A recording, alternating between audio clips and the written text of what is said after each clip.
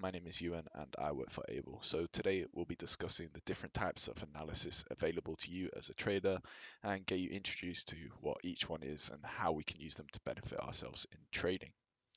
So, the importance of analysis, decision making. So, everything we do in trading is decision making based, whether it's entering, exiting, holding a position. Analysis allows us and gives us the foundation to make informed trading decisions. So, information about what we do essentially. Market understanding. So, by analyzing the markets, we can gain a deeper understanding of the market dynamics. We can learn the rhythm of it and we can improve our overall performance. Risk management. So, proper analysis allows us to stay properly risk managed and avoid unnecessary losses by setting our stop loss at appropriate levels and analyzing where it should be. So the first type and the main type of technical analysis used as a trader is the technical analysis. So this involves studying the historical price of charts and using technical indicators to predict future price movements. So we're basically looking at what price in the markets the candles have done previously, and we're using that to build a foundation of what we think is going to happen in the future. So why are indicators, technical indicators, the things we use in technical analysis useful?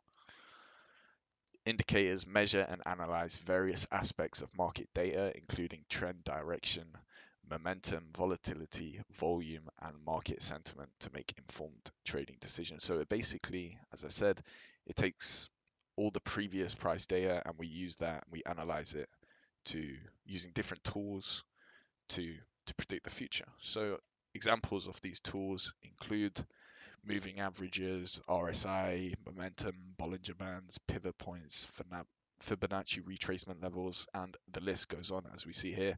Because the list is quite frankly huge, there's loads and loads of indicators, loads of things that we'll cover in future videos, mainly the reasons for entry, that's where the indicators are. So our next type of analysis is fundamental analysis. So this is a method of evaluating the intrinsic value of an asset. So by asset, I mean gold, oil, whatever. And intrinsic value means the value of what it is right now.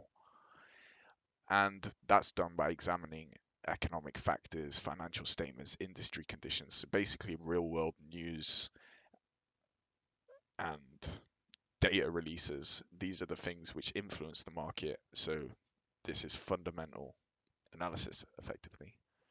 So here we'll go for an example of a fundamental news event and how we would go about analyzing it. So monthly CPI, which is the changes in the price of goods and services purchased by consumers in the market, for CAD, which is the Canadian dollar, and that's high impact news. So this data release gets released, so the changes in price gets released, and we would look to see which currency / instruments, so it might affect the CAD, obviously, the CAD dollar, and we would place our trades depending on what we think the news event will be, or obviously if we knew high impact news, we would know maybe we don't want to hold a position that we have because we don't know what way it's going to go. Maybe we get out, maybe we scale out the position. It's all about analyzing the market and the upcoming news events, how it will impact it and how that will affect our decision making. So another fundamental news event, the US imposes sanctions on Russia's energy sector due to threats of war. This is like a real life example that you might see on BBC News, breaking news, US imposes sanctions, but all of this has effects and will affect the financial markets as a result.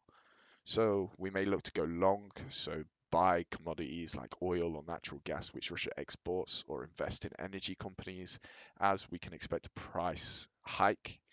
Prices will increase due to a limited supply and it being more expensive due to the sanctions.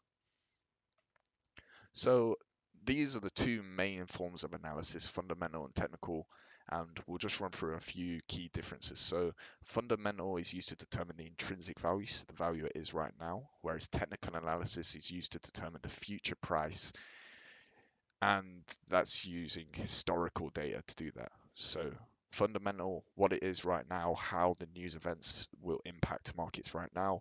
Technical, this is how price moves, so this is how we can expect it to perhaps move in the future.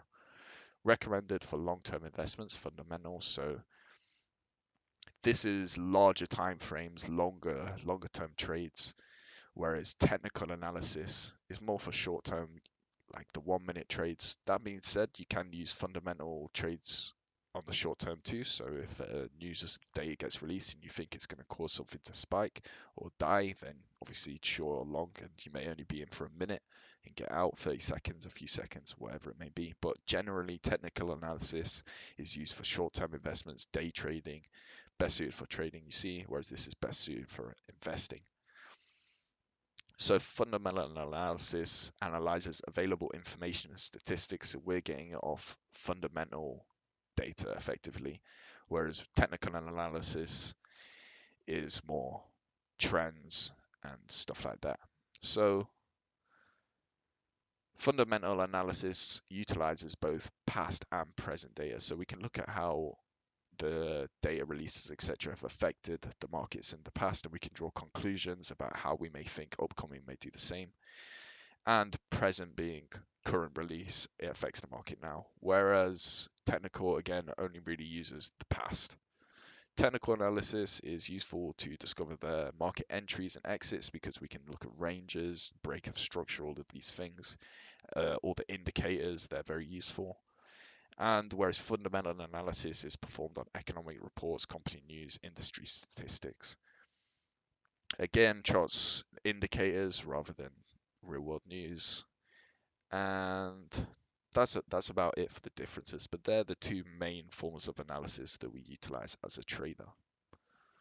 But that's not them all. So sentimental analysis. This involves gauging the overall mood/sentiment of market participants, often using tools like news analysis and social media monitoring. So this is how the general market feels, all the FOMO indexes, all of this. Generally, this can have a large impact on price, especially, well, for everything really. If there's a large sentiment, people are favoring one thing over another, like gold, it will cause gold to rise. So it's just about analyzing how the market's participants feel, because ultimately their decisions move the price. So the purpose of sentimental analysis is to understand the psychological factors driving the market movements, such as fear, greed, optimism. So an example of this will be GameStop's very famous. The price surged over 1,500%, and this was driven by discussion on Reddit's Wall Street Bets forum, as well as like popular YouTube videos. So this was all social media based, and this is what really caused it. So the sentiment analysis tools would have detected a spike in positive mentions of GameStop. The collective enthusiasm, among retail investors on Reddit led to a massive buying of the stock. So all of these positive, the drive, the little community aspect online drove this stock up and increased buying power. So the market impact, the surge forced the short sellers, so people who were originally shorting, selling the stock, to cover their positions, i.e. close their positions, because price was just spiking even higher. And as a result of closing it, that caused price to spike even higher. So finally, we move on to quantitative analysis. So this uses mathematical models, algorithms, and statistical techniques to evaluate trading strategies and market conditions. Purpose, we often use this in backtesting for our strategies, and we use historical data to do that. We run them through the algorithms, whatever strategy you may have as a trader. And quantitative analysis is used to create and refine trading strategies, which is what I basically just said, based on these patterns and data backtesting. So quantitative analysis is more backtesting.